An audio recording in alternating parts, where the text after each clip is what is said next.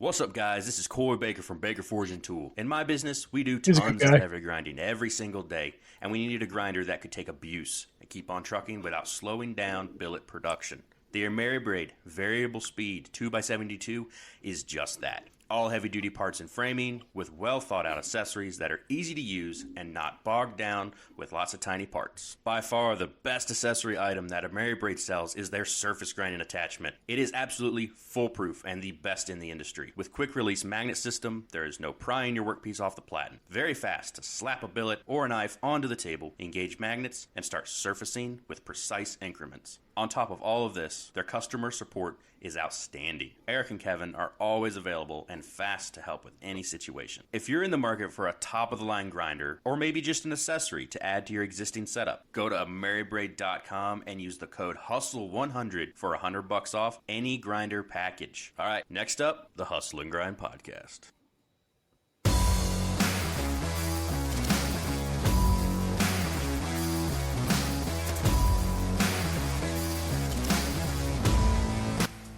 Welcome back, everybody, to the Hustle and Grind podcast. I am your host, Noah from Entiat River Forge, with your host, Ryan from Ryan Chadbourne Knife Works. We are here with very special guests today, the boys from ameribrade, Eric and Kevin. How you guys doing? Doing great. Fantastic. Yeah, thank you guys for having us on. And thanks to I Coy feel like, for that intro. Yeah. I know. I felt like you saw that as like a little bit of a challenge there at the beginning to try and like slip a word in there. Was that intentional? I don't know. I have a bad. You could tell I had a bad elementary school. The teacher, when they tell me not to do something, I just do it. So that was some of that coming out. Maybe, I don't know. You didn't think about doing it until somebody told you not to do it, and then all of a sudden you can help yourself. But now that you've said so, I kind of want to do it. Yeah. No, quite. Yeah, man. I really want to try one of those grinders Coy's talking about. They sound amazing. Yeah. It's the sultry voice. Yeah.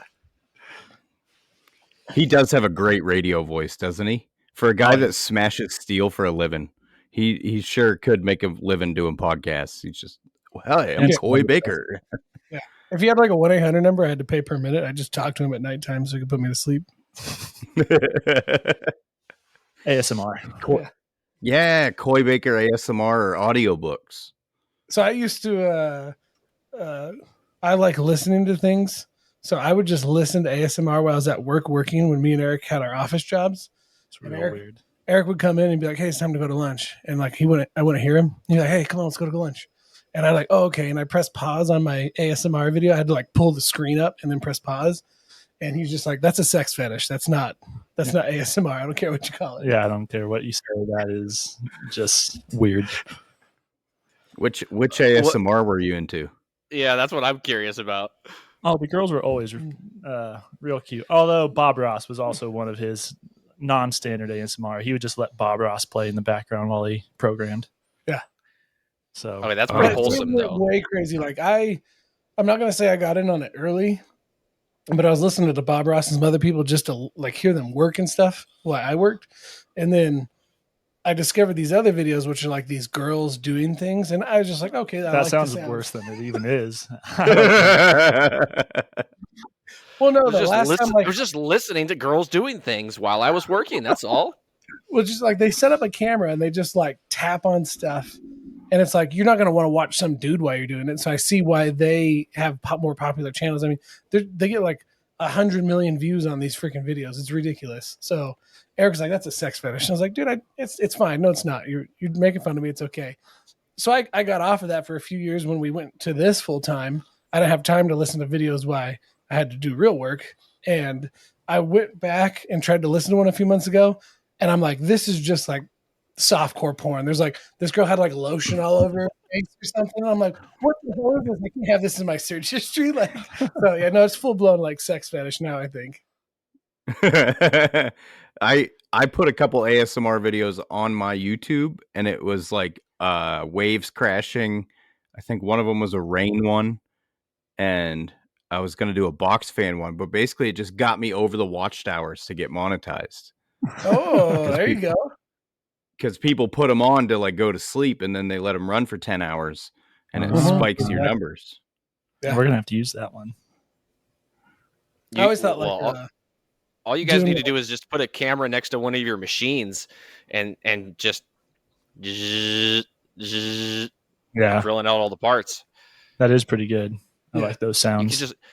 You could just have like a live stream of one of your machines while it's working all day, and that could just be the Haas mini mill live stream. I'll bet it would work well for you guys. You might get some of those sounds during this podcast. We've got our right on the other side of this wall, about 5 feet from us, our machine shop manager is doing some setup on a side job. So we'll see if he starts making some chips. Hopefully you don't hear too much of it. Yeah. But it'll be okay. No worries. No worries.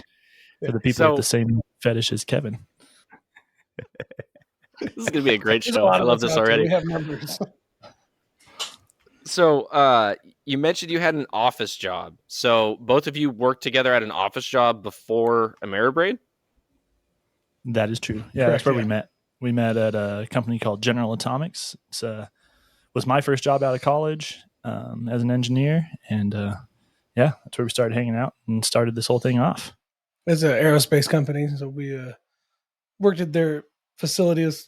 You had a bit. I always call it the research and development facility. It was product development. Product development facility.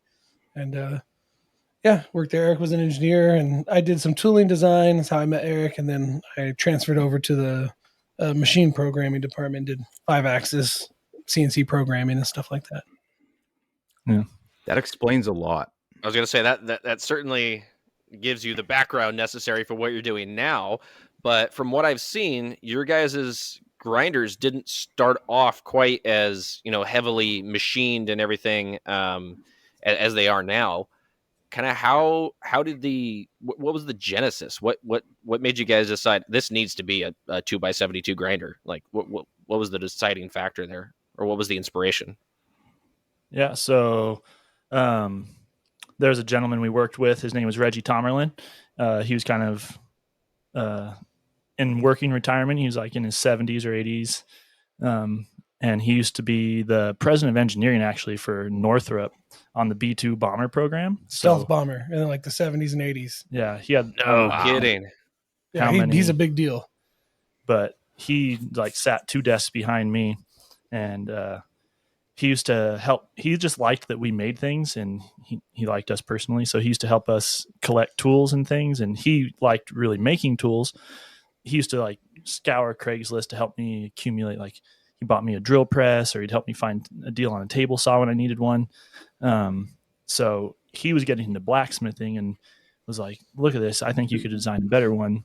And he was looking like at KMG at the time. And so he was like, can you do come up with something similar? And that was the first time I had seen a 2x72. So we just designed around the tools we had at the time. So that's why it looked a lot different in the beginning. Like you said, it wasn't so machined. We designed it to be, saw cut, welded, working with basic fabrication tools, the way a lot of guys do their home built grinders now. But the longer we went on. Yeah, it was just like they were just going to make 3 of them, one for Eric, one for Reggie, and one for another gentleman we worked with. Yeah, it was just for us. Yeah, they were just going to make 3 of them. So Eric designed it and did all these drawings and CAD filed just so it was easy to make in like one weekend day. They could make 3 of them, and all using common shop tools, like I said, chop saw, bandsaw, welder, maybe a plasma cutter, and that was it. Yeah. So with no intentions to sell them. So it was just super simple. But then once Kevin saw it, it was like, well, we've always wanted a Birking for all the fabrication stuff we do. So this is kind of does that and even more. I want one. I need one. I can't afford one. Even a used one is too expensive. This is even better. So we're like, we had kind of already been dabbling in the idea of wanting to like make stuff to sell it and on the side. So we're like, hey, let's try making 5 and see if people like them. We brought them to what's called the Kurt LeDuc off-road swap meet. It's this little tiny, well, no, it's not little tiny. It's a big 24-hour thing where people just sell all their off-road parts near us. There's a big off-road scene near us in Southern California. You're so close to Baja that it's like special type of off-roading scene down here. And yeah, we got a huge response. We thought we were going to show up there and just like get laughed out of there. I thought dudes were just going to laugh at us for like this home built equipment that we were bringing. And but we actually had a huge crowd of people around us all night that were just super excited about it. And so that gave us all the confidence we needed to kind of make 10 more. And we had already changed the design a little bit from the first one to make it a little more manufacturable in higher quantities. And then we just kept from there. It's never stopped evolving. As we get more tools, we change the design because we got new capabilities or we get feedback from people. So it's just always changing. Yeah, the design we practice what's called continual improvement. Whenever we can think of or see an improvement, we implement it right then. We don't wait for anything. Well, that's what's nice about doing it in-house too is, we work in pretty relatively small batches. We're like making stuff pretty frequently. So we don't have a lot of stuff on the shelf that we have to get through. If we want to do a revision change, like we only have to work through a few weeks worth of parts before we can implement a change. So we're pretty... That's really nice. That's something that a lot of large manufacturers just aren't able to do. Yeah.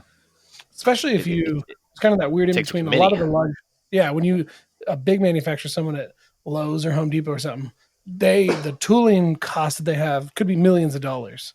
So they're like, well, we're not going to retool this just because you had a silly idea that makes it better. Right. Yeah, for sure.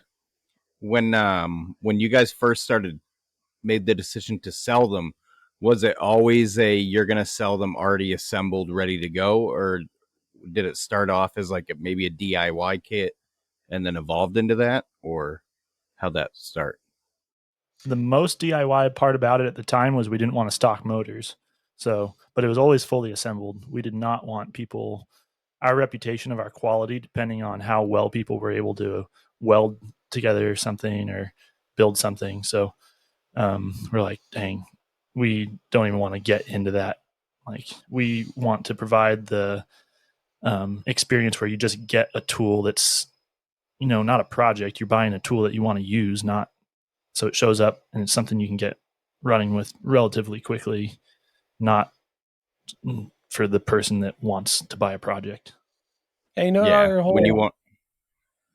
Yeah. Go ahead. Go ahead. No, there's we always, it was a little unspoken at the time, but one of our big things that we kind of had between us is we always wanted to help guys do more, do it better, do it faster, something along that line. So we didn't even talk about it at the beginning, but it's just like, yeah, we build and test every one. So it shows up and you're ready to do more, do it faster.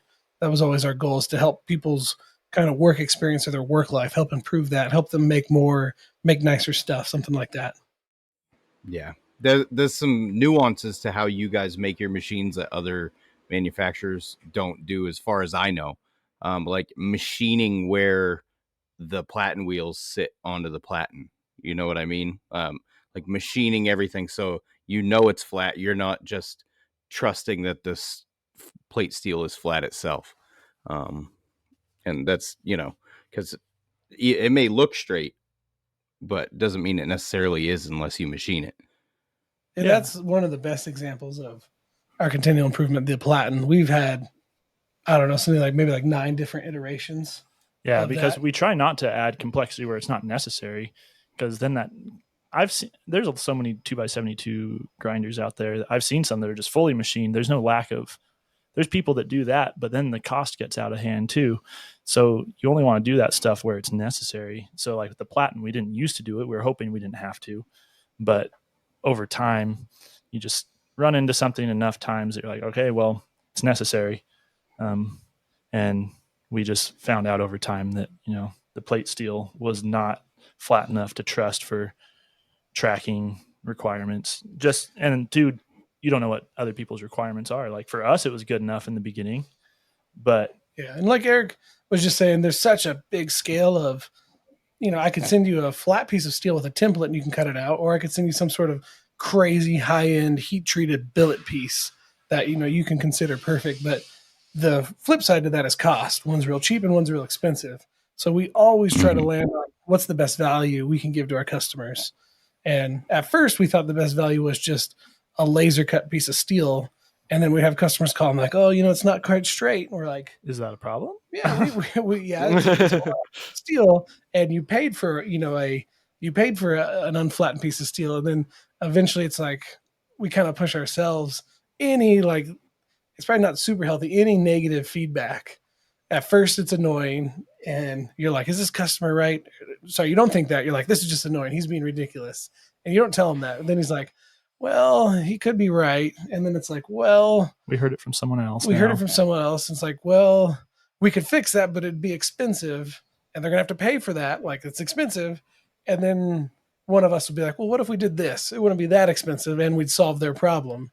And usually over time, we land on giving them the most value, not making them pay for something crazy, but doing the best job we can with all the knowledges and machines and equipment and everything else we have. And then that just comes from knowing what the actual problem is. Like, you got to know what people are actually trying to do. So that's where us actually getting in, and like, we'll go stretches where we don't have time to make stuff for a long time, but then it'll be refreshing when we like go to a show and work alongside with people where we're doing demos and stuff.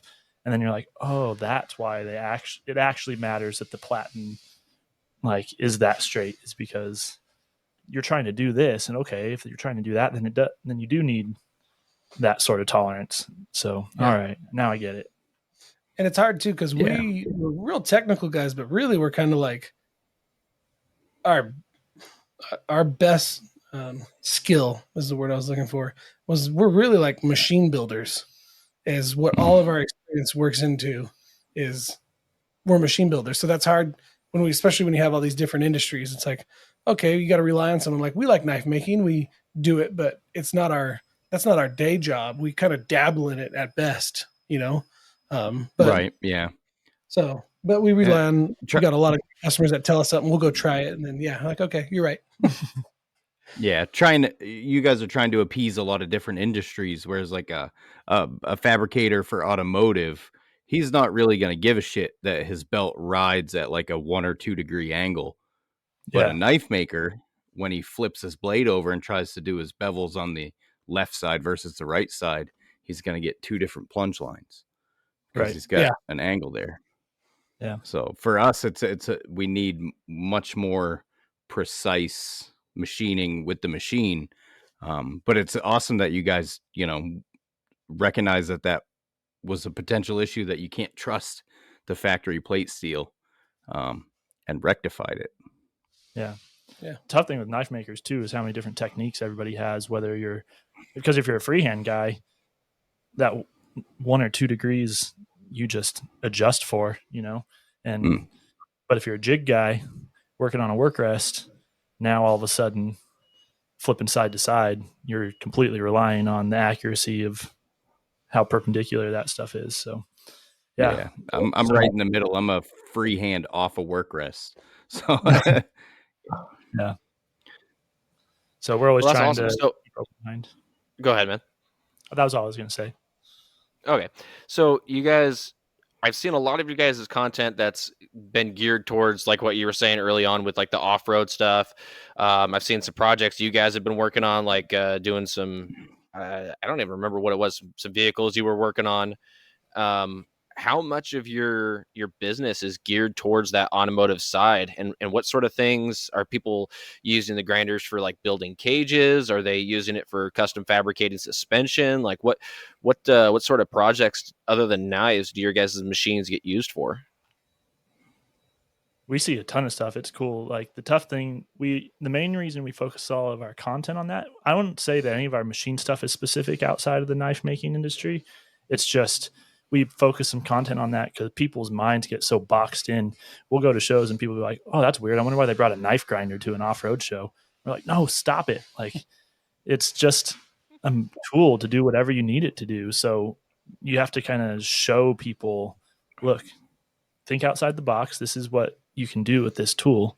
So if the only stuff that's specific is knife making stuff that we make, as far as like our sharpening stuff and our fullering inserts and our whip attachment for integrals and plunges and stuff. It's like we cater specifically to the knife attachments, but we have to, like, because of that, fight that perception so that people don't just totally write us off and like, oh, I'm not going to put a knife grinder in my other shop. Is like, no, you will be missing out if you don't like open up your mind a little bit and think about how this will benefit everything you do. Because some other things, even like pipe makers that make like little wooden pipes, like wood carvers, and it's really hard to get woodworkers. They're like, it's for metal though. It's like, if it grinds metal, it works for wood really well too.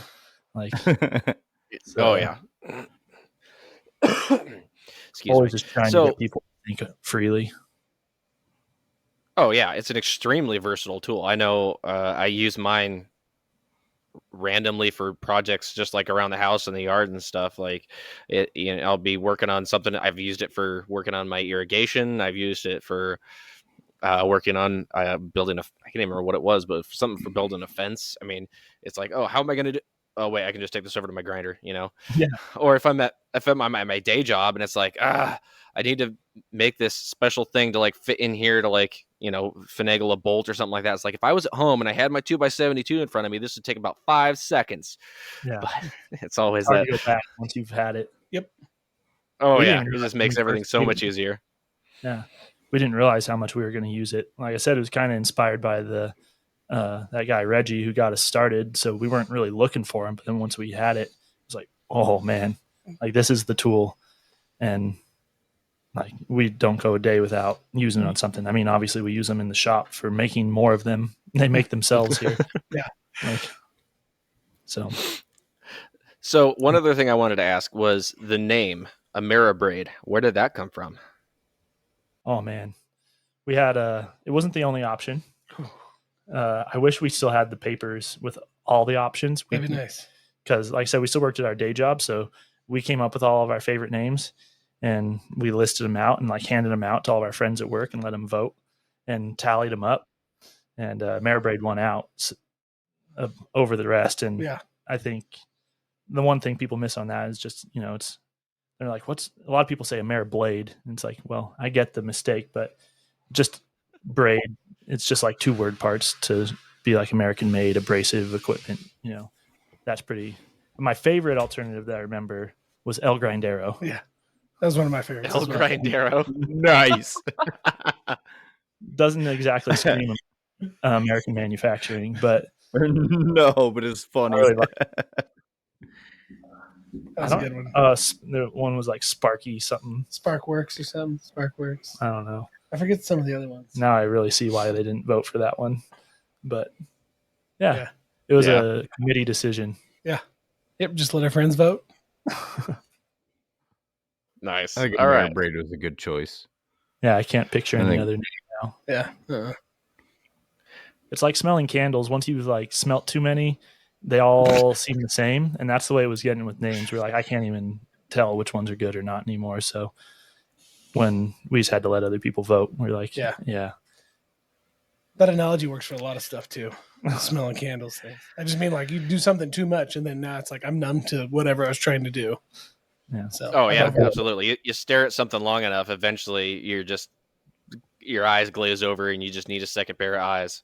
It happens to me all the time. Yeah, that's where it helps having a business partner too, having a second set of eyes. I think the nice thing too is because like it's ameribrade and we do the capital B. Our first product, which was completely by accident, was actually called Amaze Board with a capital B as well. So it was AB. So now every time we do something, we make jokes. It has to be that A, B. So we always talk about lots of different ventures. Well, we call them schemes. Schemes. Oh, yeah. Schemes. There's a new scheme we talk about every day. And we always have So you guys have ADHD too then? Oh, yes. Yes. This is the only thing we focused on. We're very proud of ourselves for how long we've like stuck to this. We've matured a lot through this process. Yeah. Doesn't stop us from dreaming about other stuff for sure. I really like boats, so I can't wait to start Ameriboats. Ameriboats, I like it. There's Ameribronco too. Ameribroncos, yeah, we make a lot of Bronco parts. Yeah. Ameribroncos. Yeah. So I can't remember some of our most ridiculous schemes recently. Yeah. When we finally outgrew and we had to buy an industrial building, when you buy it, the people are like, what name do you want to put it under? I'm like, oh, just like our name or the business name. And they're like, yeah, no one does that. Like, you need a separate LLC to put this under. Yeah, they're like, it's a good idea to just, buy the industrial property under separate LLC. So we're like, AmeriBuildings. Yeah. So if you look it up, AmeriBuildings is taken. AmeriBuildings LLC. Yeah. That's who I love owns that property. Why did they say that? Why did they have you buy it under a separate LLC? It's like, I don't know. We're not great business people, but it's like another layer of separation is all I can. It's what rich people do. So we're like, hey, we better do it. Like, hopefully someday I can afford a boat. I love you guys. This is awesome. Oh my gosh. Liability and tax reason. Like, if we ever get confident enough to start playing tax games, I think that'll work in our favor. Right now, we're just idiots and we pay taxes. Yeah. We're not very good at Same that. here. This is the best. Ryan, we should probably let's hear from one of our other sponsors real quick while we're laughing about AmeriBuildings. Or at least I am. Hustle and Grind is sponsored by Maritime Knife Supply. Whether you're looking for steel, abrasives, handle material, forges, epoxy, or anything for making in general, Maritime Knife Supply has you covered. And in the US or Canada, they ship faster than the great Cobra chicken goosesses that their country is known for. Go to Maritime Knife Supply, and when you buy a 10-pack of belts, get 10% off. And tell them we sent you, eh? Thanks, Luke. You guys look like you were being so careful not to make a sound. Like, I was like, Kevin, don't you dare do it. Don't you dare do it. It's okay. Noah likes to play a little game called This or That. You know, play? It's this. Actually, it's something that I decided not to do today. Actually, I forgot to tell Ryan this. I figured with a 4-man show, we would have kind of our time filled up a little bit. Yeah. So I decided to skip one of our silly games today, but I do have a little game called Where in the World is Florida Man? If you guys are interested in playing that. Playing it. Let's see how this works. All right. So how this works is I have 3 stories in front of me. They're all real, legitimate news stories that happened somewhere.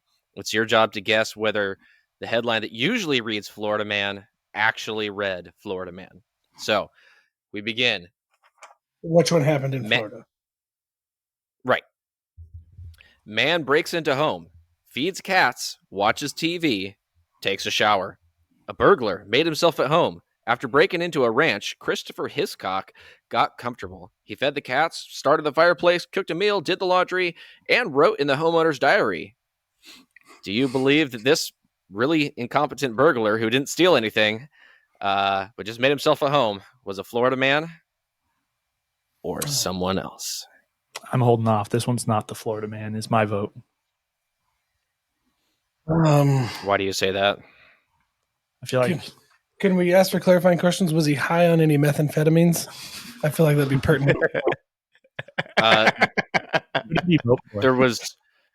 There was no mention of any sort of illicit materials in the article. He did steal a vehicle in order to get here, though. I did leave that part out.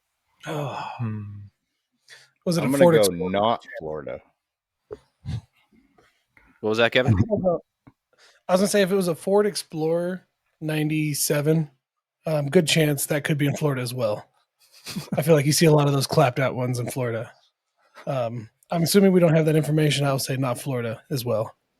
Unanimous. Okay. Unanimous, not Florida. Well done, boys. That was Canada Man. Yes. The tip off there was that he was polite enough to feed the cats. And, there's a hint in there. I should have picked up on that. Was it Lawrence? Mine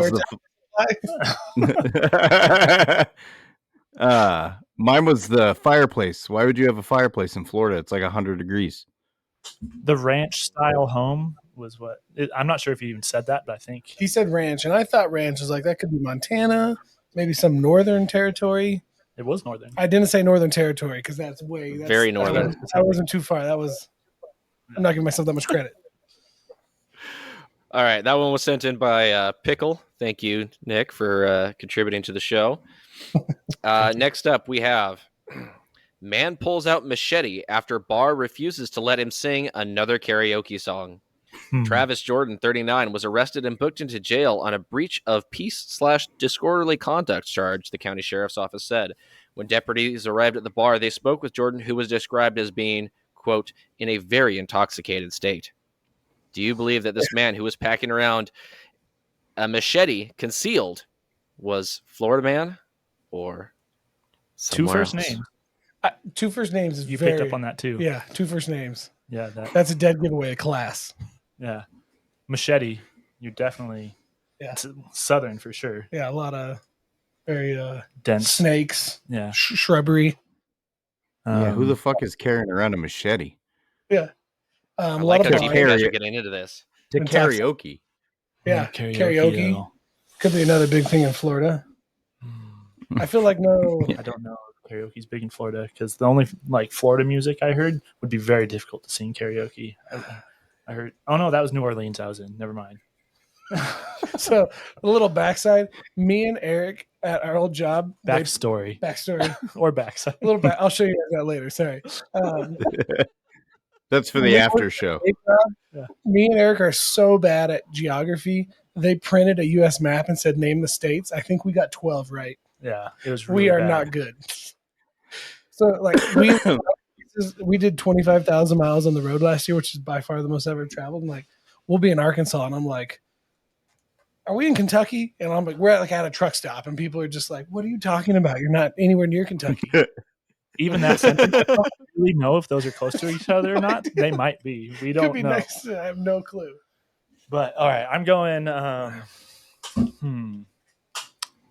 saying I don't. Karaoke though on the beaches. Karaoke. Yeah, I'm saying this is Florida man.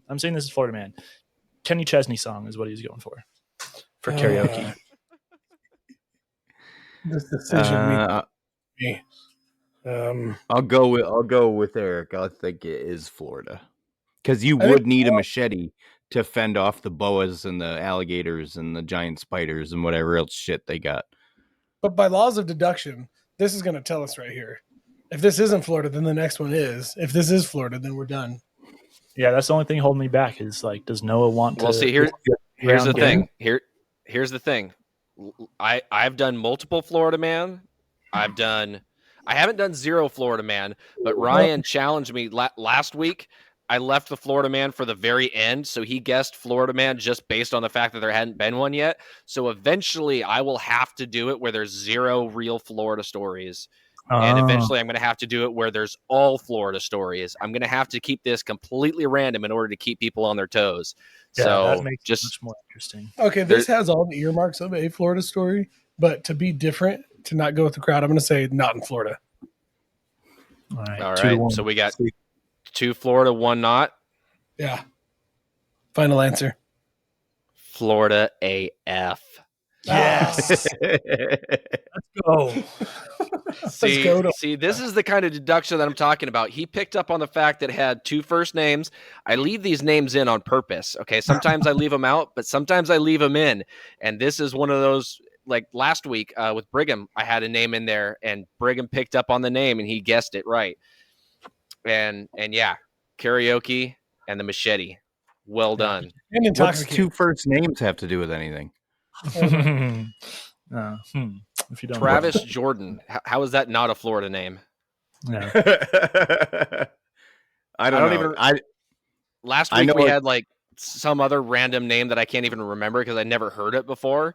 And Brigham was like, oh, I knew a guy in Florida that was named that. And I'm like, that's probably the only state in the entire continent that has people named that. Multiple. I don't write the laws of the universe, but there's something trashy about having 2 first names. Apologies. Like Ricky Bobby. That's true. Ricky Bobby is that's perfect name. Yes. Or having dick related names. I took a phone call from a guy at work the other day whose last name was Smallwood. Like, poor guy. That's horrible. I'm so sorry, man. And then I knew know a guy. What was his name? I knew a guy. I'm not going to say his first name, but his last name was Smallwood. Smallwood. All right. And then I knew a guy whose name was Harry Richard Johnson, and we called him Harry Dick Dick. I went to school with a kid. I hope there's no chance he's going to listen to this. I'll leave his first name out to be safe, but his poor kid, his mom. This kid is probably like, Eric is killing it. I'm so happy to support their company. It's good to see someone. And I'm just going to put him on blast right now. But his mom, all of his friends, like him and his dad, there's a reason they call him Teeny Weeny Feeny. I'm like, oh my gosh, this poor kid. Like, just fucking mom. Wow. Ouch. That's brutal. Yeah. Poor guy. Sorry. Yeah. Anyways. Hey, you pick yourself up. Awesome motherfucker. You don't let Eric tell you otherwise. If you're out there listening, Feeny. You drive that big lifted truck with pride, man. You're good. You're good. Yeah. The name on the first story was Hiscock. His last name is Hiscock. Hiscock. Tried to throw us off. I sent Eric a meme the other day that said it was on the news. It was a fire captain and it had his name like on the header of the news. And it said this guy's name, he was born to be a fire captain. His name was Les McBurney. I saw that one. That one was good. Yeah. So the last story, the Florida one with the machete, that was courtesy of Chandler Knives on Instagram. Thank you very much, sir. And the last one, you guys ready? Yeah. Man arrested for swinging lightsaber at cops, deflects tasers. A disorderly man named David Allen Canterbury, who was dual wielding a pair of toy lightsabers and started swinging them around in a local Toys R Us, hitting random customers, and then proceeded to venture outside where he had a showdown with the police. At one point, an officer fired a taser at Canterbury, but the man actually managed to deflect one of the wires with his Jedi sword. Do you believe that this drunk... Yeah. He deflected. Dude, his life is complete now. I feel like that's not very Florida-esque, though. That could be any grown man who lives in his parents' basement at any Toys R Us. Freaking green lightsabers, and all they had was 2 red ones. Yeah. Like, I'm no Sith. Yeah. I'm saying not Florida man. I'm going not Florida man. I don't think the density of Star Wars fans in Florida is as high as, although, yeah, this is Toys R Us is still around. This is probably before Disney acquired Star Wars. So Disney World would not be a pull. Mm-hmm. So I'm saying this guy has no link to Florida. Yeah. No. Absolutely not Florida. Not Florida. Ryan, what are you saying? I agree, because I feel like if it was Florida, then he wouldn't have deflected it, and he would have got tasered on video. Oh, and they wouldn't deflect it. In Florida. Oh yeah, they just use straight. Oh yeah, yeah. Yeah, that's true too. The true giveaway. Okay, before I tell you where this guy is from, I just want to say how much I appreciate the depth of investigation that is going into all of these answers. I've never gotten anyone to actually pay attention to all these cues and really dive deep into the mind of the criminal in these stories. It's right, brilliant. Oh yeah, these are the games we used to play at our day job. Oh my how productive gosh, we were. Our old boss, he could guess. If you had any guessing game, he would blow you the freak away. And it made us so mad because he had no right to be as good as he was. He had no information to be able to guess as good as he did. Yeah. But he would always nail it. So now anytime we nail anything perfectly, it's his term now. We call it, we roused it. That's his last name. His last name is Rouse. Yeah. It's like you rouse that. Yeah. If you just guess perfectly, you rouse it. I am going to go one step farther. Eric brought up a good point that they just would have shot him in Florida. I'm going to say this is a liberal area where this happened because they pulled out tasers. Yeah. Would you like to get any more specific? Do you know which state it's actually in? Yes, is that information available? Okay, good. I'm going to go San Francisco. I don't think it's San Francisco. They just would have let him go on his own way. Me and Eric, we got a company truck and we had to go down to the dealer, and we live in California, and there was a crazy cracked out person in the parking lot who I can't even repeat the crazy stuff they were saying to me. He confronted me and was like, "Hey, listen, man, I know you know what's going on, and I just need the money. I don't want to have to shoot anybody." Like, they took it back there, and he talked to me for like 12 minutes. And I'm like, "Dude, I don't." So I finally get away from him, and he comes and finds us in the dealer, and he keeps talking to us. So Eric goes to the manager like, "This guy's bugging us." Yeah, he's like threatening people about guns, and yeah, and the manager's like, "Oh, I didn't know you guys had beef together," and just walks away. Yeah, we're like, "No, we don't have." Like, no, we're here legitimately buying a vehicle. This guy is on drugs. So I'd almost say it's in not too liberal of a state, because they just would have left the guy with lightsabers alone. You avoid him. Everyone in the area knows how to avoid people that are losing it. So it's maybe not too liberal. Maybe it's in a purple state. Maybe Arizona, or that's good. Or a Republican leaning area of a liberal state. There's some areas of Texas. Oh, you're getting warmer. All right, so we're just gonna go ahead and kill this here. You guys are just blowing me away with how good you are at this. Yes, that was in Eastern Oregon, which is in fact a more Republican leaning area of a very liberal state. So well done, sir. High five. That was the best Florida man we've ever had. Thank you both. That was fun. Yeah, that's good. Yeah, we like those games. We have a game we play. Excuse me. We have dreams of making several different photos. No, not that. All right, we have dreams of making several different TV shows. One of which is a reality show where you have to start off homeless, and you have to see how much you can make out of your life in like a set period of time. A month. Yeah, we play with different time scales in our hypothetical situations, but I'd really crush that game. Oh, it's so fun to think about. You did crush that game. I know. I live that game. I crushed that game. You still play? Yeah. Well, I'm on level 760 something. Rules about like what you're allowed to use from your previous experiences and things like that, because it's no fun if you can just like walk in and be like, "Oh, I've got a degree." Like, you gotta lay some ground rules. But let's move on. We don't want to get into. I've actually on my other show, my brother and I have been pitching ideas back and forth. So I knocked my teeth out, my front teeth. They're fake. When I was a little kid, I've never had front teeth, not as long as I can remember. We've talked about doing a book or like a cartoon about a serial killer who pulls out his victim's front teeth. Oh, too specific.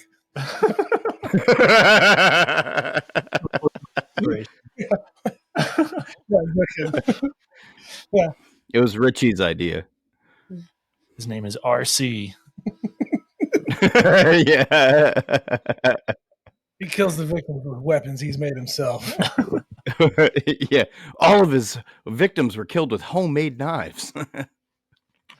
They could never trace the weapon because it was too specific. It was like a one-off every time. Yeah. Uh-oh. I just got so flagged. Yeah. Okay, so I just kind of want to bring everything back to, ameribrade a little bit. At what point did you guys decide it was time for you to stop playing guessing games at your previous job? When, like, what was the sort of the catalyst where you're building these machines, you're selling them at trade shows, and then all of a sudden you're realizing there's enough demand for this, we need to start our own company? So the first 4 years, it was pretty slow. Well, like, it was slow progression. We were growing, basically doubling every year. But up until like within a few months of quitting our day jobs, we were still like, no, like, we'll never quit because we just want this to be a side thing. We want the security of our day job, all that. But then it eventually reached a point where that just wasn't an option anymore. It reached a scale where we were neglecting responsibilities at ameribrade, whereas and our day job. I wasn't going to say it, but it was like, all right. Sounds like that was the case before you started making grinders, actually. Hey, I was a well-respected, productive team member. I was also a team member. So basically, you were half-assing two things instead of whole-assing one thing. It's tough because at a big company, you can get away with a lot. We can get into that. There's like I forget if they call it the 80-20 rule or the 90-10 rule, but 10% of the people do 90% of the work. And that is definitely the way that giant corporation was, that when we left had upwards of 10,000 employees. Yeah. But then, COVID hit. Yeah.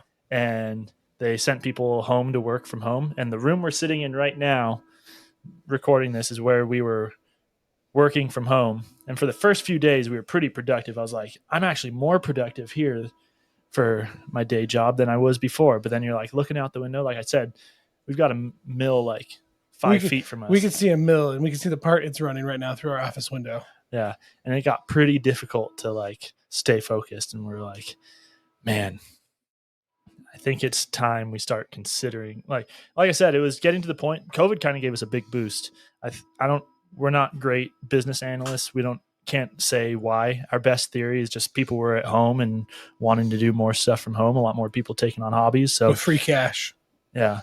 We're seeing an uptick in business, and we were like, okay, it's going to fail if we don't do this full time. Like, we're going to do such a poor job of managing this that we're going to ruin our reputation, and it's going to go under. So it's one or the other. And we were like, let's do it one at a time so that we don't put too big of a burden of adding both of our payrolls onto the monthly bills at the same time. So I took the jump first and quit. And I was going to do it like a month or two later. And then like 2 weeks after Eric quit, I got a call. I got laid off. We had a good party. Yeah. I feel like this kind of describes this whole situation really well, actually. Yeah. No, the company had like a 10% workforce reduction, and I made the lucky one. Yeah, we had a party. We called it "I Got Laid Off." A Hawaiian themed. My wife threw it for me. We had hibiscus lays, like they give you in Hawaii. Yeah. Nice. We invited all the people that we over to our shop to get to see where we were now going to be working. It was not fair. Eric quit like 2 weeks earlier, and he was a better employee than me, and I got a severance package. Yeah. Oh. A great. All you had to do was wait 2 weeks. Although you probably wouldn't have gotten laid off because you were the well-respected one. Within our group, your words, not a few other people. Your words, not mine. Yeah. No, Kevin was respected for his skill a lot. His manager would be a little frustrated about how much time we spent playing hypothetical games and listening to Bob Ross videos. Not me personally, but I'm collective we saying Kevin specifically listened to that stuff. But his boss would have occasional meetings being like, dude, you're awesome, but could we just focus a little more? It's like, oh, what? What'd you say? Sorry, I was looking out the window. But yeah, so right at the beginning of COVID was when we went full time, and really glad we did. It's been just fun. Took advantage of the opportunity.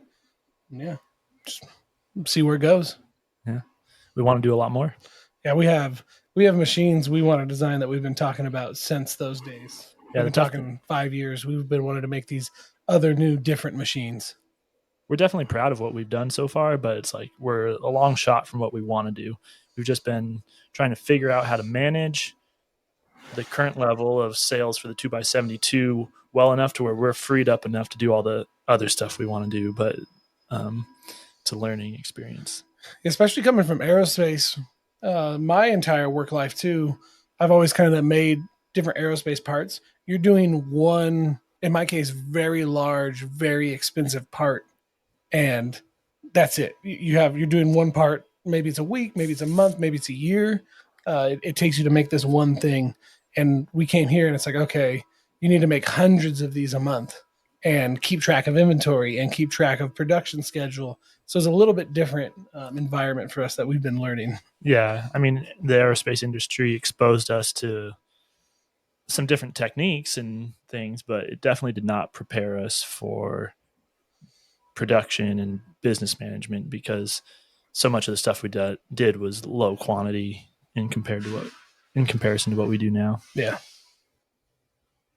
Well, and a lot less dynamic, because you're talking about building one part versus how many parts on a 2x72. I mean, there's and all the different processes that you guys go through that maybe a lot of other people don't do, like the powder coating of all your frames and managing all the time and scheduling, I'm guessing, that is required for all of that, between building the frames, getting them powder coated, and the different steps. I mean, you guys machine your own knobs, for crying out loud, in-house, right? Yeah. Yeah. We go through a lot of those. About 1,200 of those a month is what we make. 12. How many people do you employ? About 14. Somewhere around there. Yeah. I don't know. Wow. It's tough. Wow. Good Lord. Yeah. We'd like to fire people and hire people all the time to just keep them on their toes. No, not really. We really hate that. But we really I know. don't. Yeah. I love seeing your guys' what's that? At one point we had 18. The biggest we were at 18 employees. That was like during the COVID time. Luckily, we didn't have to fire people. Like, a lot of kids go off to school, and it's like, okay, that was good timing, because now I was going to fire you anyways. You're so lucky. You're so lucky. Did that beep come through? Yes, Yeah. it did. Yes. Well done, sir. I'll show you too. Eric had to go. We did a podcast and it went terribly. The one we did, I had like echoes in my ear the whole time. I couldn't concentrate. So Eric got some podcast equipment today. He's like, "We have a podcast on the books for today." I was like, "Oh crap, we do. That's right. I totally forgot." So I ran to Best Buy. We stocked up. Well, we appreciate that. We feel very special. Thank you. Yeah. Where were we? I don't remember. I got distracted. Let's knock out our last sponsor, Phoenix Abrasives. All right. And just get it out of the way. I don't want to forget. Hustle and Grind podcast is sponsored by Phoenix Abrasives, your one-stop abrasive shop. When you go to phoenixabrasives.com, click the shop icon in the upper right-hand corner to find all the abrasives you'll ever need. Check out the Incinerator 36 grit ceramic belts, along with the Trizact Gator belts that the hosts of Hustle and Grind use every day. When you check out, use code HUSTLE10 for 10% off your entire order. Every day. Every Excellent. day. Who recorded Actually, that one? Luke. That is From Luke Crafty Man at Forge. Crafty Man Forge, yeah. Okay. All of our voiceovers, except for yours, are done by Luke. I'll play the Patreon one so they can hear it. We've got loaded up. I've got Liverpool accent or Kermit the Frog. Kermit. go. Kermit's my favorite. Liverpool. Hi-ho.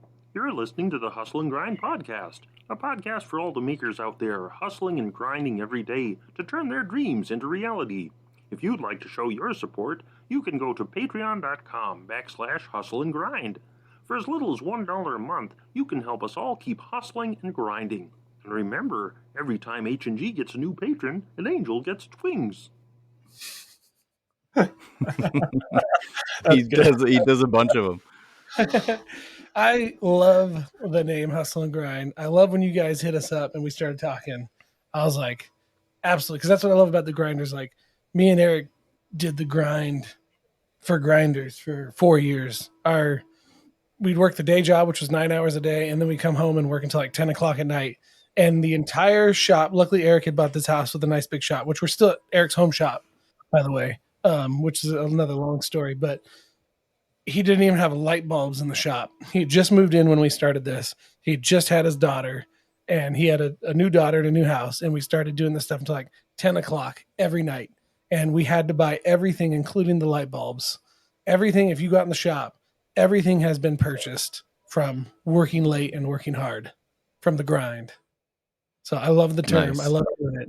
So good name. I appreciate you guys being willing to sponsor us. You would not believe how much, well, you probably would believe, but how much I get blown off. Or like we don't get, because we don't talk strictly about knives. We'll joke around. I'll talk about anything. I don't give a shit. And so a lot of people don't take us seriously because of that. But Nah, whatever. Yeah, it would be hard to talk about knives the entire time. And two, you want to see, kind of centered around knives, but some of the personalities and the other stuff, and no, I really enjoy it. So when you hit us up and I listen to it, like, yeah, I didn't even ask Eric. Usually I talk to Eric, and Eric was busy. I was like, we're gonna sponsor him. We're going for it. Well, we appreciate That's awesome. Eric just found it, sponsored it at the beginning of the podcast. I'm joking. I heard Coy's recording, and I was like, "Wow, what the shit?" Okay, what did we give him? No, Coy was nice enough to do that for us. He doesn't sponsor us or anything. I asked him to, but he said no. But it's fine. It's we just we want to keep it light, and like I got positive and negative feedback from the Jason Knight episodes because I didn't talk to Jason about the same shit everybody talks to him about. Everybody talks to Jason about knives. Everybody talks to him about his shop fire and stuff like that. And I was under the assumption that he was tired of talking about it. And why not just you guys' cock the whole time? So yeah, His rooster. Sorry, rooster. it's Rooster. Yeah, We made it through that whole episode without mentioning the shop fire once. Yeah, we if you did. hang out, Yeah, he's got so many other things he wants to talk about. Yeah, I'm sure Jason appreciated that podcast much more than the same questions. Over and over and over again. I thought maybe we could get into who he actually is, because like there's who everybody is, and then there's who our social media says we are, which is not always exactly the same thing. If you're selling grinders or whatever, or you're Jason Knight, nobody gets to hear about you shooting at your cock with a fucking fully automatic airsoft gun, or like talking about aliens. Yeah. And you're not going to keep Jason focused on one topic anyways. No, both episodes we kind of just like let him roll. Just talk. Just let him go. We did a show with him recently. I freaking love Jason, and he was forging some stuff, and we were kind of talking a little bit, and then he just stops mid-sentence. He's like, "Can you get me a Coke?" And I was like, "I don't have one." He's like, "Could you find me one?" And I was like, "Sure the F can." So like, I took off and this Coke for Jason. That's awesome. Yeah. Oh my gosh. He thought you were the coffee guy. He's like, "Can I have a black 2 cream, no sugar?" Absolutely. So that's actually a pretty good segue. So I kind of wanted to talk a little bit about. So you guys, we talked a little bit about you worked in the aerospace and how you moved into the grinder company. Where did you guys come from before that? Like, how did you get into engineering? Like, Eric and Kevin, the people, aside from being very easily distracted and playing fun games at work, like, where did you guys kind of get into this engineering mindset where you wanted to build things? You can go as far back as you want. I answered this one first before. I want Kevin to answer it first and go through some of the stuff he used to do. He's thinking real hard. I wasn't sure if I was going to start with a joke. You guys caught me on a little bit more of a silly day than I usually am in, so I don't want to overdo it. But I did come from my mother. That's where it started. That's when I really wanted. No. By a little bit. It's like I just, oh man, it all started. I was the fastest sperm in the balls. That's all I could think of. Yeah. Sorry. Go ahead. Sorry. I'm sorry. I'm a bad host. Perfect. I was going to say that. Yeah. I came from my dad's rooster. I was the fastest one. Like a little bit back, my more of my background was kind of automotive racing and fabrication, stuff like that. And what got me into that, my dad is a full-blown hoarder. I love him, but he's a full-blown hoarder, but with cars and tools, automotive parts and tools. So me and my little brother would do nothing but dismantle vehicles for fun when we were old and just like scatter my dad's tools all through our yard. We had like a a third of an acre house with 20 something cars and boats and motorcycles. And we just like try to get cars running. And it was pretty fun. So that's where I just started learning how to use tools and stuff. And then when I was, I think about 11 years old, Motorcycle Mania 1 came out with Jesse James. And I saw that and I was like, this is awesome. Like making something out of metal and seeing like a raw fabricated piece. I was like, this is awesome. So my dad had an old Hobart welder and I pulled it out and he showed me how to weld. And then everything kind of takes off from there. So I learned how to weld. I learned how to MIG weld. I started fabricating and all kinds of stuff. More so in like high school and stuff, taking shop classes and stuff like that, doing all that stuff. And then I different odds and end jobs, but always welding and doing stuff like that, like right out of high school, welding and all kinds of stuff. And then one of the places I was working, we had to go do a job with another company and they had CNC machines, big CNC machines. I was like, these things are awesome. And I was like, can you show me how to run these or how do these work? And that guy's actually my mentor. He's still around, but this was down far away from us. And he's like, well, I'm not a really good teacher. I was like, okay, like, can I just like work here for free? So I'd like just go down there and hang out and work a little bit. It was far away. It was like 2 hours away. But then from there, I took night classes to learn how to CNC machine. And that led into some other jobs and eventually led to me working at aerospace where I met Eric. So everything from off-road fabrication, racing, all for fun and just completely obsessed. I am a workaholic. I want to do nothing but work. Even my hobbies are work, as I'm sure you guys are the same. That's just the way it goes. It is, yes. That's a brief version of my background. What sort of stuff? You weren't doing automotive parts though with Gene. Like you guys were doing a lot of aerospace. When I got into CNC machining, one of my specialties, which I actually kind of learned on, is called large envelope machining. They're 5-axis gantry mills. And the one I ended up programming for at the company General Atomics had 60 feet of travel in X, 20 feet in Y, and 10 feet in Z. And then it's full 5-axis head. And you're machining like fuselage molds or wings and stuff like that, either at a high temp tooling board and stuff.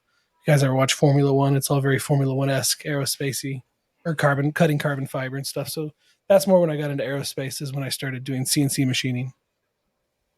So how did you get from operating CNC machines to listening to Bob Ross audio? Bob Ross is always there. Bob Ross is always there. Me and Eric talk about this. And I think him as well. Like we talk about it. Like I don't know if it's something you're born with or something you can teach somebody, but I have a unjustifiable self-confidence. So things I should really have no place in doing, I'm just like, no, I can do that. Like, and people let me do it for some reason. So I don't know if it's just because I seem so confident, and half the time it works out. And if it doesn't work out, then you get another chance, and half the time it works out. So now we're at 75%, and you just, the odds are in your favor. That math works. Yeah, that's how math works. Like, for example, I just like pretended to be a construction crew this week. Yeah. I saw that. Yeah. Oh yeah. We live in a pretty rural area and it's all dirt roads. And whenever we've had pretty good luck the last 3 years, we've done tractor work to keep the roads pretty good. But this year, the rain just totally destroyed us. We got more rain than usual for California. And, all of our water mains were exposed. There's like an internet line just like sitting 3 feet above the bottom of my, like the trench that used to be my road.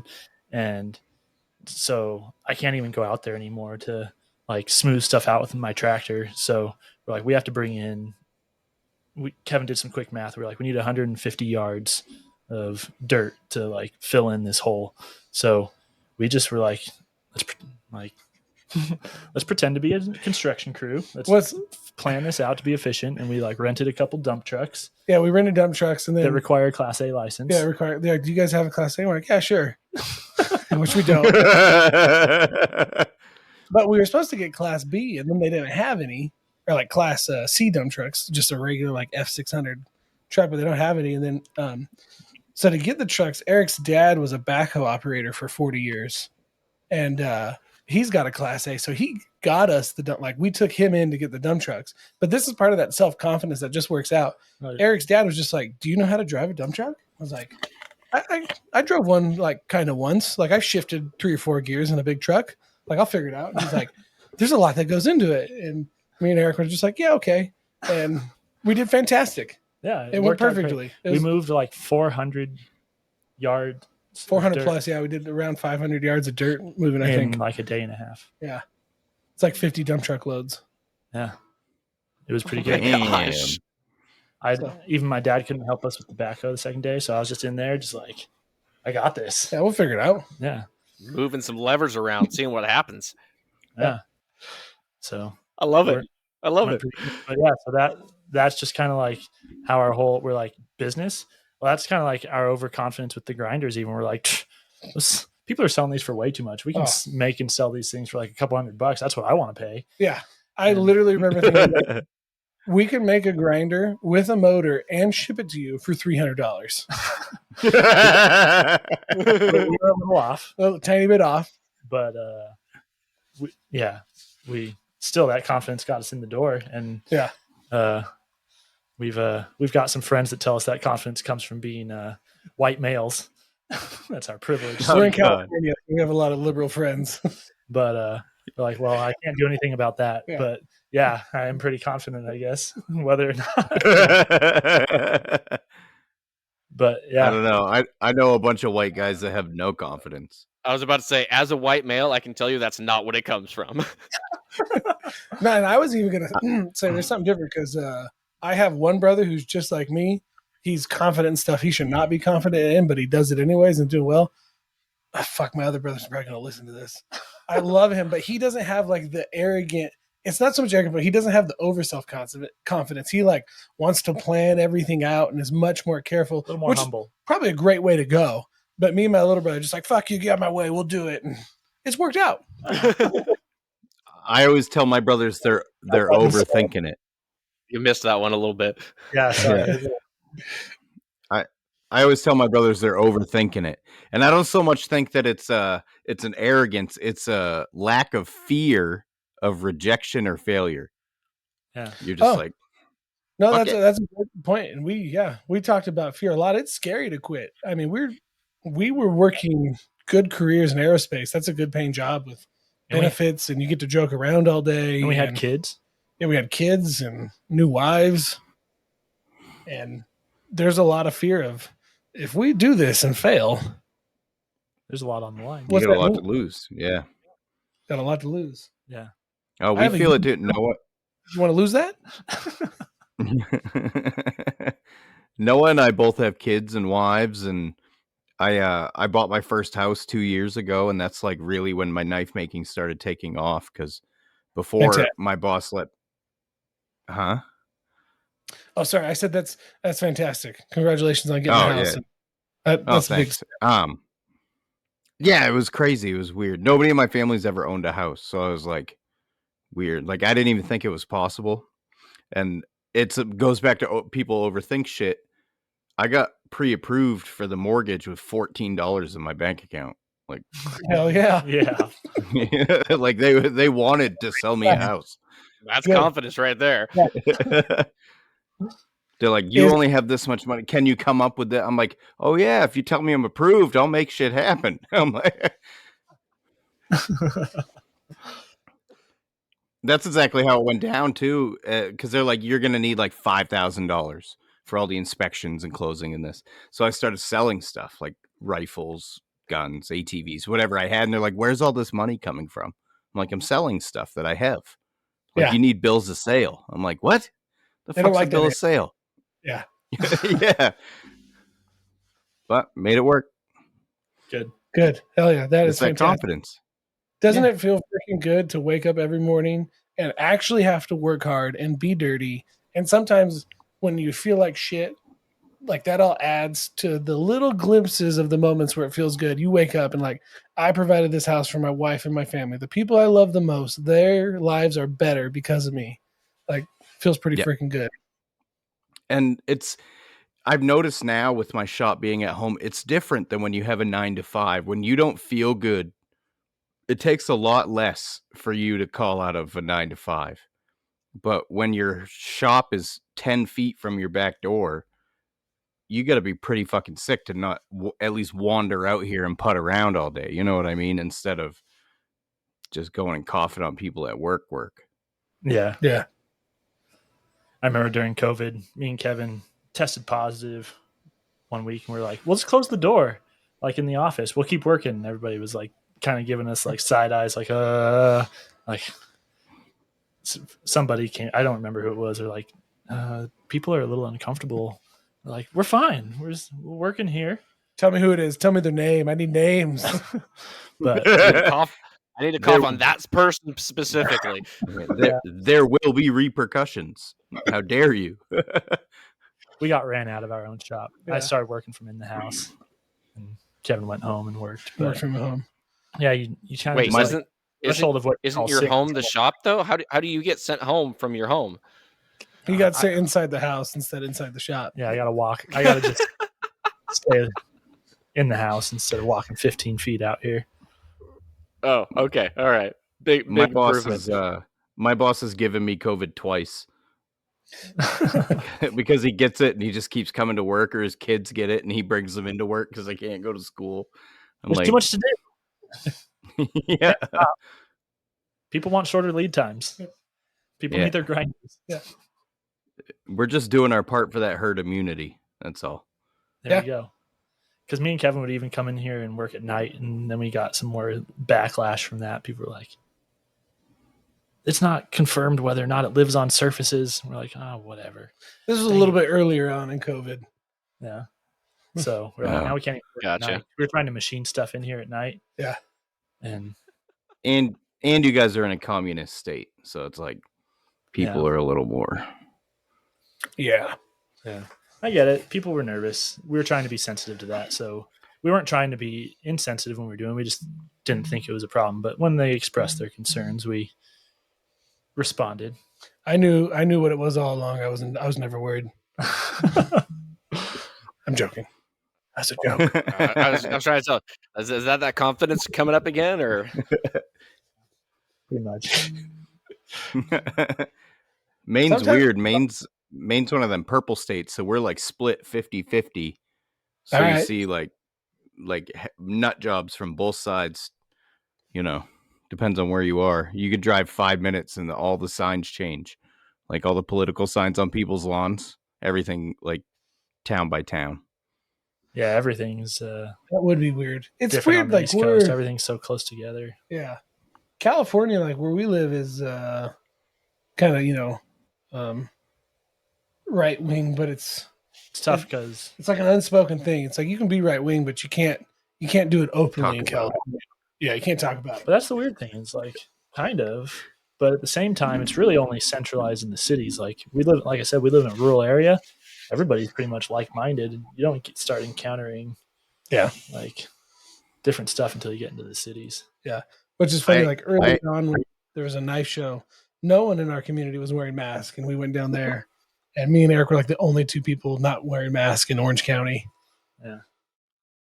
And we have to offer like a disclaimer at every show. They're like, "Where are you from?" We're like, "Well, we're about to tell you, but Hold on, don't freak out. at Texas Blade, just cool your horses, okay?" We're California. we're not but- moving here? It's okay. Yeah. People are like, "Oh, California, no!" Like, we're not all the same. I lived in California for 2 years. Sorry. That's fine.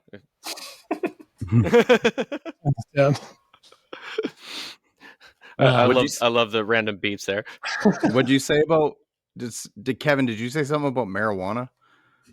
No, I said we're from California. We're not all the same. That's what Eric said, and then I said I do enjoy myself some coconut water, though.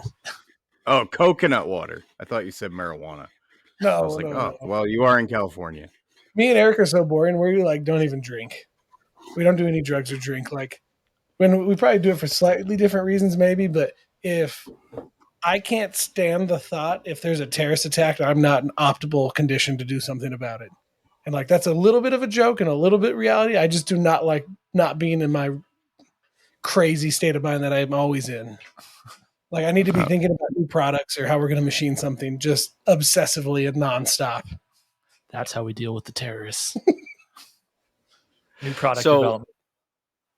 Better products. Is there any one of your guys' crazy ideas that you've been thinking about from the beginning that you want to build, other than a 2x72 that you can talk about? Yeah, I There's think I some can that talk are about really it. close to being. We have a really special one that we're going to do.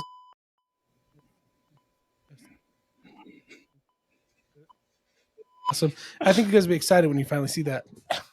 That sounds incredible, dude. I'm really excited to see that. No, there's some stuff that's going to be at Blade Show Atlanta that is going to be pretty stinking cool.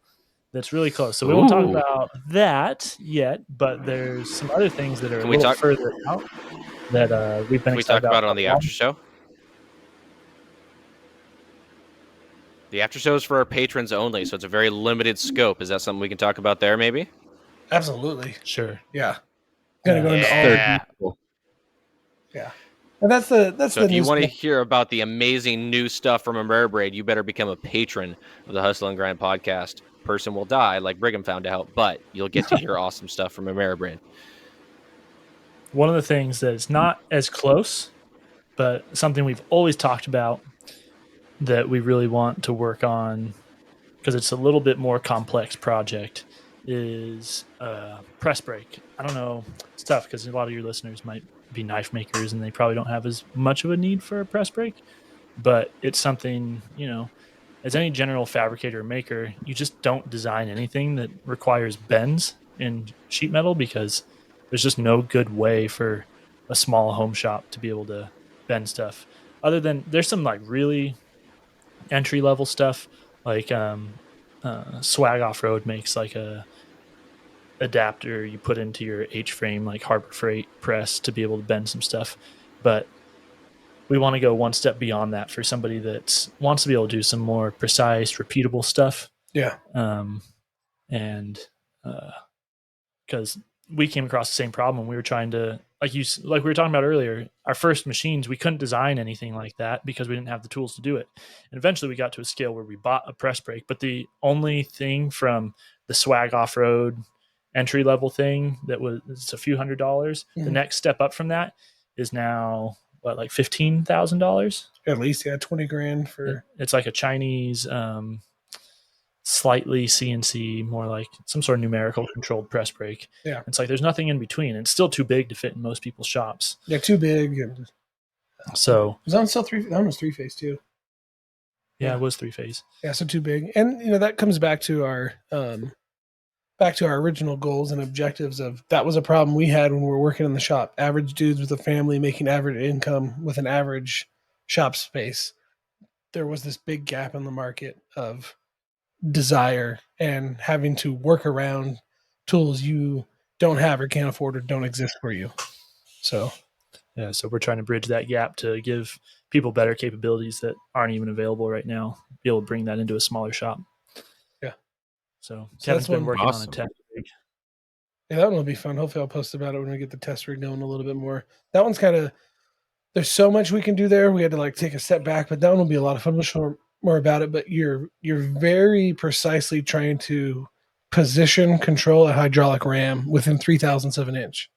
And there's a lot of ways you can do that. It's just very expensive. And that's why press brakes are expensive. So one thing I think we thrive on is we try to be clever. And that by us being clever allows us to give a lot of value to the end user, whoever that might be. Part of the being clever is setting the requirements like we were talking about before. Like, do you really need your belt to track the exact same on your top and bottom platen wheel? Maybe you do, maybe you don't. But that's what is going to end up determining the cost of this final product is what requirements are you trying to hit from the very beginning. So what we're trying to do is come up with the bare minimum set of requirements where you don't outprice people from even having the capability, but you also give them what they need. So we've got some good ideas. It's a fine line. Yeah. It's a real fine line. Which is another thing that comes to my mind, which is not being so confident and cocky or arrogant, which we're not, but I don't think we realized it until we were on this end of the spectrum, until we were on the business end of things or the provider end, is people would always come out and say, oh, this is the best machine, or this is best, or that's best. In the CNC world, there's always a lot of like, what's the best machine? And there's all these real high end German and Japanese machines that are really sought after, that are crazy precision and do all this stuff real fast. And, they're $500,000-$600,000 machines. If you guys are aware of a CNC machine called Haas, they're the biggest machine tool builder by volume in the world. And they're American made and awesome. And I never was a big fan of Haas. I liked nicer, more high-end machines. But one thing that we kind of discovered that I really like is what's best. If you can't afford one of those machines, is that the best machine for you? No, the best machine for you is something you can afford, something you can use that meets all your requirements. That's best. So one of the things we say a lot is, best is situational. What's best for me might not be best for you. What the best machine for you might not be the best machine for him. There's so many variables that go in it. It's so short-sighted to say best. So we used to say that, and then we kind of took a step back and try not to be so cocky. And I think understanding that allows us to be humble and see through some of the stuff that was holed up. So just something I felt like we were dancing around. I wanted to share that with you guys. I like that thought that we came up with. That's very insightful. I like that. It is very situational. What the best that you can get is different than the absolute best, because people like to say, well, if money was no object, what would the best be? But money's always an object. There's always, even if you can afford something, doesn't mean that you should. It goes back to, what we talked about last week or the week before, which is rule number 2. Just because you can doesn't mean you should. You might have the ability to get something that's the best, but that might not be the best for your situation if you actually took the variables into consideration. So that's a very insightful way to look at it. What was your guys' first grinder when you started knife making? The very first was a Harbor Freight 1x30 grinder, and what's that? That's what I expected you to say. Yeah. Well, and wasn't that probably the best machine for you at that time to see if you even liked it? Exactly. That's exactly what it was, because just like you guys are, we're talking about with all of your little schemes and everything, I've had many schemes over the years. I was going to make a t-shirt selling business. I was going to start a brewery. I was going to be a famous YouTuber. I had all of these schemes that came along, and I lost interest within about 6 months to a year. But knife making, when I started, that was what I was going into it as. I was expecting it to burn out. I was expecting it to fizzle out. And so I didn't invest a ton initially into what I was doing. But then when I realized that this was something bigger than all of my other random aspirations that I had, that's when I invested in the Housemade 2x72, and that was the machine that the revolution basically got me to where I am now. And being able to put something like that together to up my game really helped me to an immense degree. And then honestly it was when Kevin was sharing so much of your guys' processes and your stories, after you guys were already sponsoring us, and I was, looking deeper. I mean, I had seen your guys' products before, but I mean, this was probably back before you guys were even full time. Now that we're talking about when all this happened, and then I started looking at, just I think it was the one of the stories or something where you were describing the process for machining the sides of the tubing arms. Okay, yeah. And I saw that, and I'm like, I'm buying one of these grinders. People a lot of times will. I think it's Brian House. They'll say people don't buy from companies; they buy from people.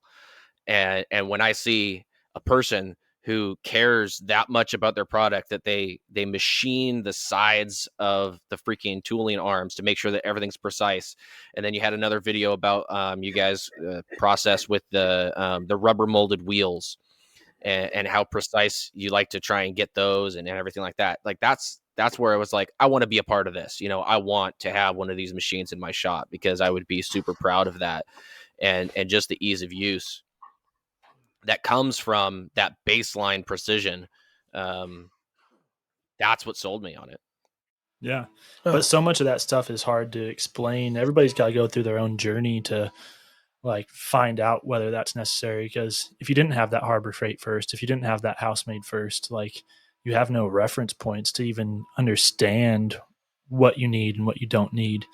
Those are all, and that's a lot of people call and I talk to them on the phone and they're like, do I need this? And like, I'm not a salesman. I'm not going to just tell you that, yes, you do. Like, you're going to go through your own journey. And if you stick with it, I know that it's got enough value that yes, it'll be worth it, but I'm not going to pressure you. If you're not to that stage yet where you know you need this stuff, then you might have some growing to do and figuring out how far you're going to take this. It's basically with any hobby, you know, whether it's mountain biking or there's a certain threshold you have to get to with any of these things. How good a gear do you buy to where you're actually going to enjoy yourself? Because you can make it, if you come in too low, you may not stick with it just because you don't have a good experience and you didn't get yourself above that threshold.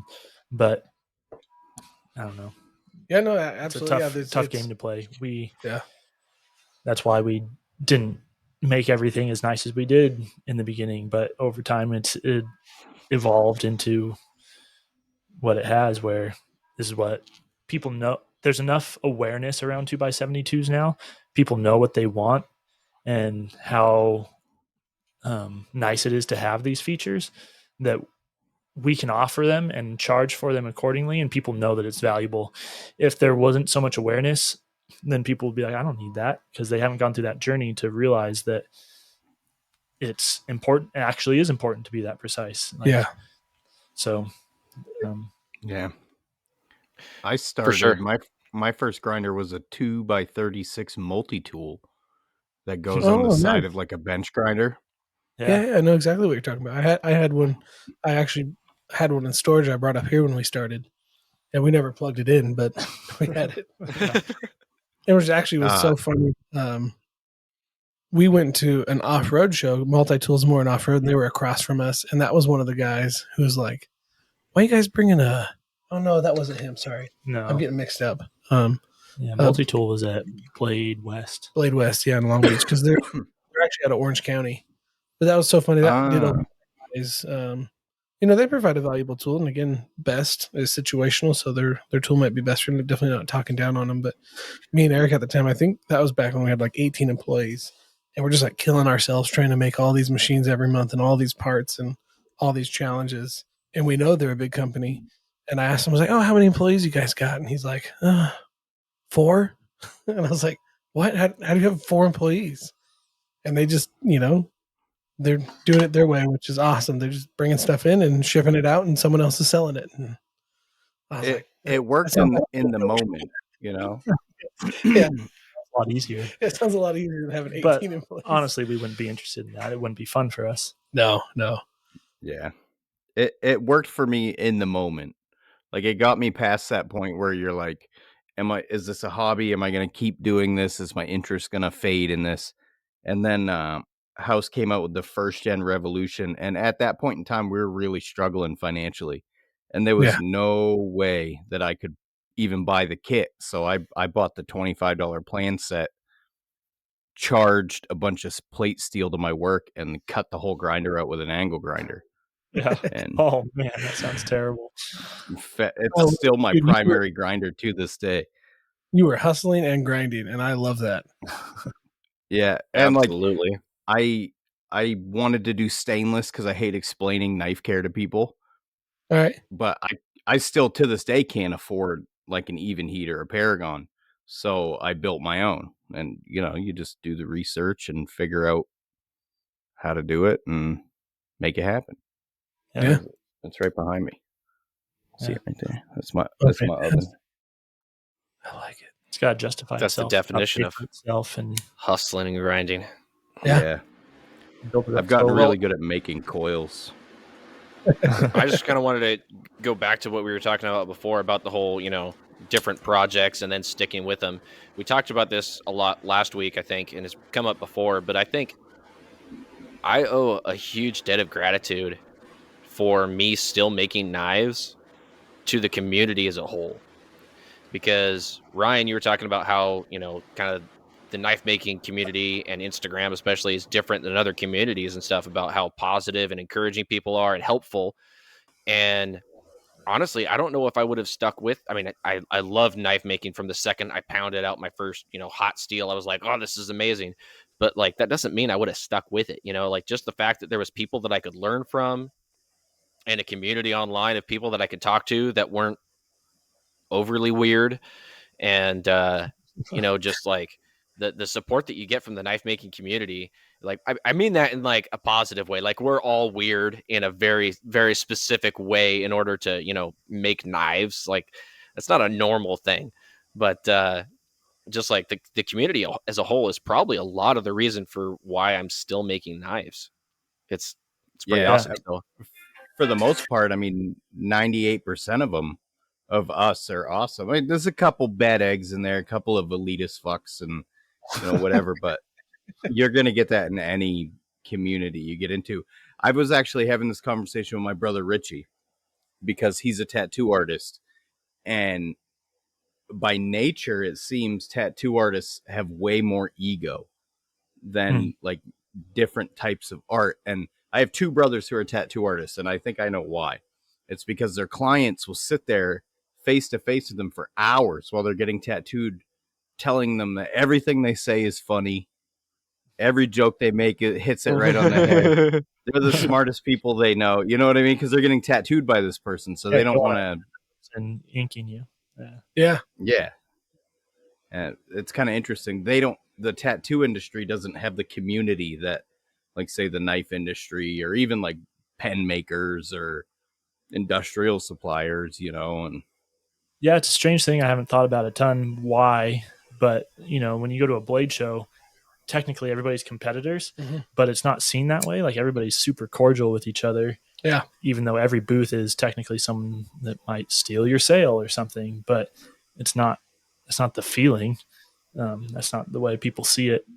But right, like when you guys lost your ameribrade page, Brian House posted from his page to go follow your new page. Even though you guys are competitors, like he had no problem doing that. And like, I don't think you see that in different industries other than ours. It's kind of, I don't know if you've noticed even different platforms though. Like, we've tried using TikTok a little bit, but oh my gosh, I had to give it up. Like TikTok, Instagram, everything is really supportive. Like, and people are, it's just generally positive.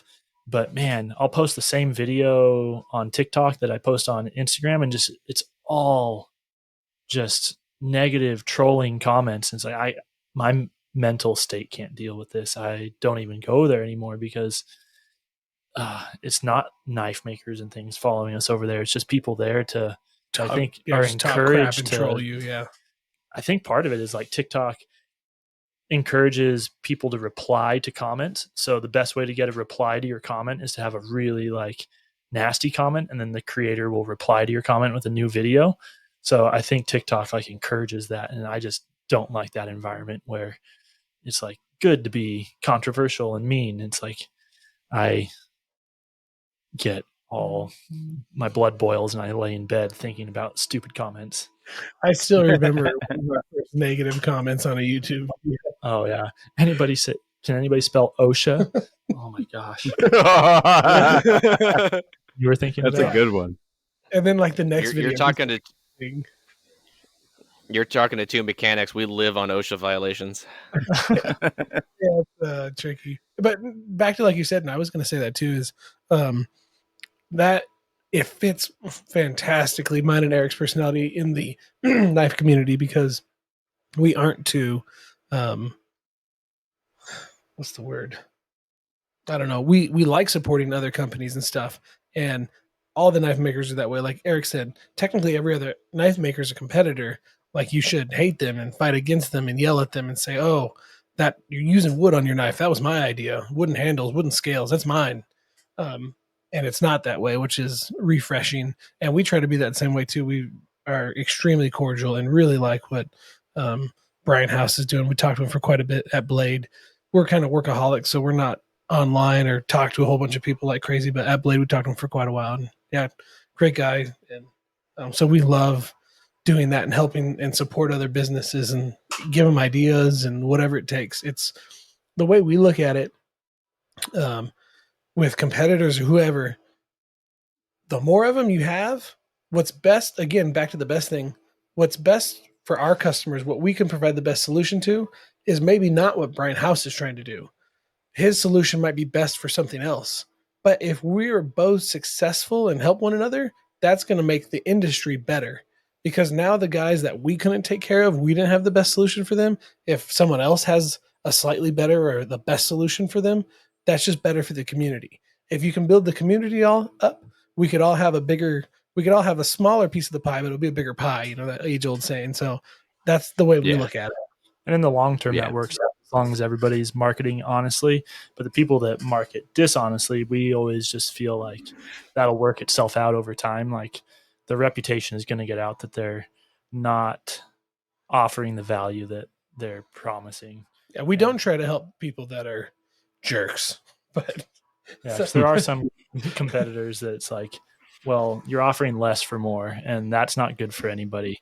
But we figure that'll work itself out over time. Yeah.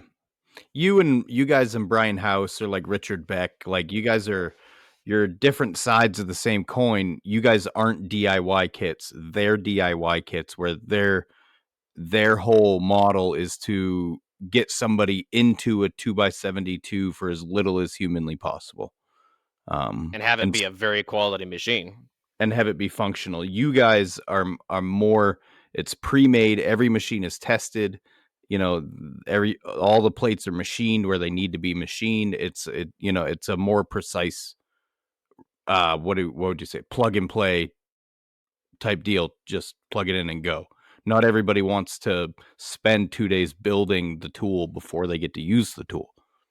So, yeah. Well, and I think, go ahead, sir. Well, I think I was just going to say that works perfectly. The way I love your guys' analogy of the best in that scenario, like we were talking about with me before, the Harbor Freight 1x30 was the best machine at that time for me, and then the House-made Revolution was the best machine for me at that time because I wanted to build a grinder and I wanted it to be mine, and I wanted to have my logo on the side of it, and it does, and I that's what was perfect for me at that time. And then now the best machine for me is the ameribrade. And so it works out that, all these different facets of the community all work together to give people the best thing that they need. And it's fantastic. Yeah. And as long as the knife making industry is succeeding, we want to bridge that gap with more and more finer steps so that people don't have to leap so far between the Harbor Freight 1x30 and the Fastback 2x72. So the 2x48 that we came out with was like the first step down, but still that's a pretty big step for a lot of people. I don't think where we were when we started this, I could have afforded $1,000 machine. So we still talk a lot about how we bridge that gap one step down again. Yeah. Because even though now we're like, oh, the Fastback is totally worth it, I wouldn't get any other machine. It's like, it's easy to say once you understand that value and you're making money doing it, but we still try to remember where we were when we started and how much it is difficult to make those jumps. Yeah. Well, and it's funny that you should mention that, but we are an hour and 38 minutes in, and so we're about ready to switch over to the after show, and excuse me here. Believe it or not, I'm still getting sick. So we have a listener Patreon member submitted question directly related to the 2x48. Okay. And so we're going to talk about that in the after show. Here on the main show, we're about to wrap this up. Is there anything else you guys want to talk about on the main show? For the main show. Any last minute things that you want the world to know? Anything that we want to throw out there? Anything at all? I will. I not to be cheesy, but with a Blade Show Atlanta coming up, we're going to be there. Hopefully, have some fun new stuff. We're going to talk about some of that right now. But I love meeting people, so make sure you come up and say hi. Especially if you listen to this, come say you heard it or something. And I try to remember every single person, which I'm usually pretty good at. But now we're meeting so many people. I'm not good at it. It's Don't getting expect me. difficult. But I love meeting people, hearing their stories, hearing what they're doing, hearing what they're making, talking to them, shaking hands. Like, it's so nice and refreshing to be out there and see all these people.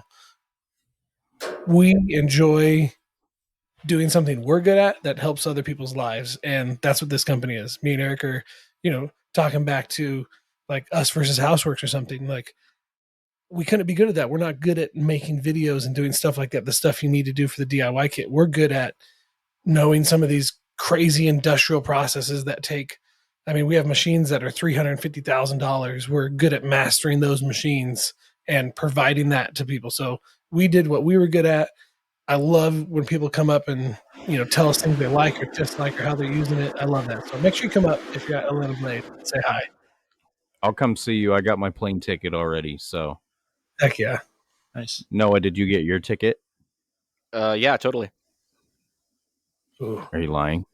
Yeah, I'm totally lying. I'm gonna buy them probably later today. I'm trying to figure out the exact times, but yeah, we're gonna be down there in Atlanta. Me and Ryan are gonna be hanging out with a bunch of other of our knife making buddies, and so we'll make our way over to the ameribrade table for sure, and be very happy to meet you guys in person. Yeah, heck yeah. So we had yeah. Go ahead. I was Sorry. close it out before we moved to the after show. Just saying, I like to encourage anybody who's doing something productive to add to the world. You're actually creating something of value. If you're doing that thing where you're doing your potty dance and you don't want to stop working because you're so invested in it, like that's a good sign to keep on going with what you're doing, and you're on the right track. I'm going to add one more final thought to what Eric said. Was when we started, we literally we got more of an idea, but people are like, why are you guys doing that? Why you keep going? Why are you working so late? We're just like, I have no idea. It just feels right. And we're making like these connections with other people. We had no idea why we're doing it. We weren't making money. We had funds flowing through us, but we weren't taking any of them.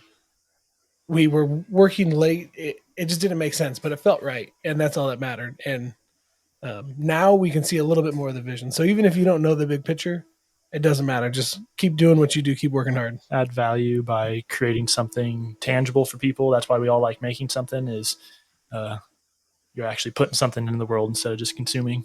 Mm-hmm. Yep, absolutely. Hell yeah. We had Noah's question on the after show, and then there was another one that I wanted to bring up because it's a clever one. Colin of Hayworth Handmade said, how about a little role playing?